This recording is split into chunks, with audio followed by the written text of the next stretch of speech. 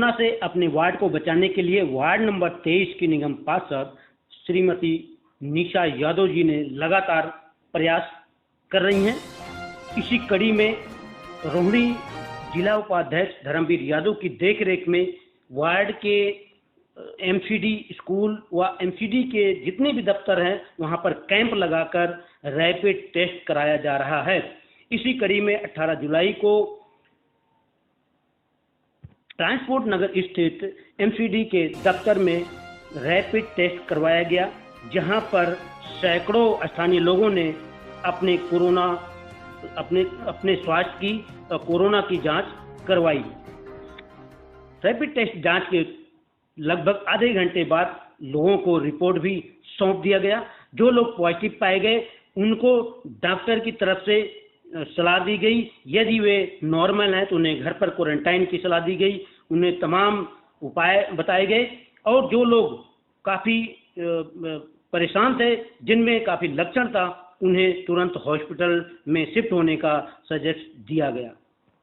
आइए सुनते हैं रोहिणी जिला उपाध्यक्ष धर्मवीर यादव जो कांग्रेस के उपाध्यक्ष हैं और इस मौके पर डॉक्टर जो देख रेख कर रही थी वहाँ पर उन लोगों ने क्या कहा, आपको सुना। जी सर, यहाँ पे कैंप लगा हुआ है, किस चीज़ का है? ये कोविड-19 के लिए कैंप है, भगवानपुरा संजय कॉलोनी के लोगों के लिए। यहाँ के जो हमारे साथी हैं, एक थोड़ा सा बहुत ही कंजेस्टेड एरिया है, इसलिए हमारी डॉक्टर साहब हैं मैडम भानु जी, इन्होंने पूरी मेहनत करके एरिया में पूरा क्वारंटाइन के टाइम से लेकर आज तक पूरी मतलब दिल और जान से सेवा में लगी हुई हैं और ये सेवा इनकी कामयाब भी हो रही है, जिसकी वजह से हमारे एरिया में बहुत कम केस मिल रहे हैं। नहीं तो इन एरिया में तो इतने केस होते कि बहुत ही ज़्यादा केस हो जाते हैं। समयपुर ये उस वार्ड के लिए है? वार्ड नंबर 23 समयपुर बादली वार्ड नंबर 23 का एरिया है और हमारा एमसीडी का दफ्तर है संजय गांधी ट्रांसपोर्ट नगर का, इसके यहाँ कैंप लगा हुआ है आज। हालांकि रोज़ाना कैंप हमारा होता है बादली प्राइमरी स्कूल में, कभी यादव नगर वाले स्कूल में, एरिया में कहीं ना कहीं रोज़ाना कहीं ना कहीं कैंप चलता है। तो उसमें हमारी मैडम डॉक्टर मैम है हमारे साथ, ये पूरा योगदान करती हैं और सब बहुत ही अच्छी तरह से लोगों को ट्रीट करती हैं। सबकी साथ साथ रिपोर्ट दे रहे हैं हम कोविड-19 की। अभी आज जिन्होंने कराया उनको रिपोर्ट भी हमने साथ साथ दे दी हैं और ऐसे ही हम पूरे एरिया में ये मुहिम चलाते रहेंगे।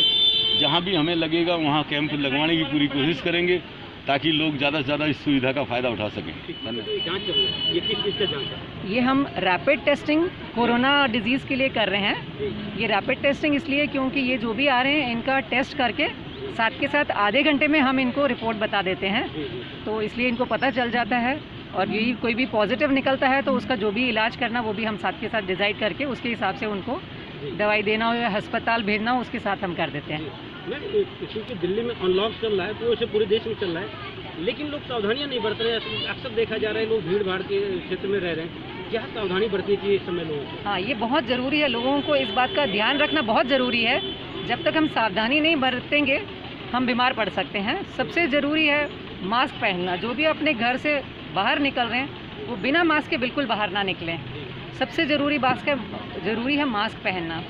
इसके अलावा बाहर निकल रहे हैं, मार्केट में जा रहे हैं, कहीं पे भी जा रहे हैं, कोशिश करें कम से कम किसी के ऊपर भी हाथ लगाएं। यदि किसी के ऊपर भी बाहर की चीज़ों में हाथ लगाना पड़ा तो उसके बाद ज़रूर हाथ धो लें। हाथ धोने की सुविधा नहीं है तो अपना सैनिटाइज़र ले जाएं और उसे ज़रूर सैनिटाइज़ कर लें।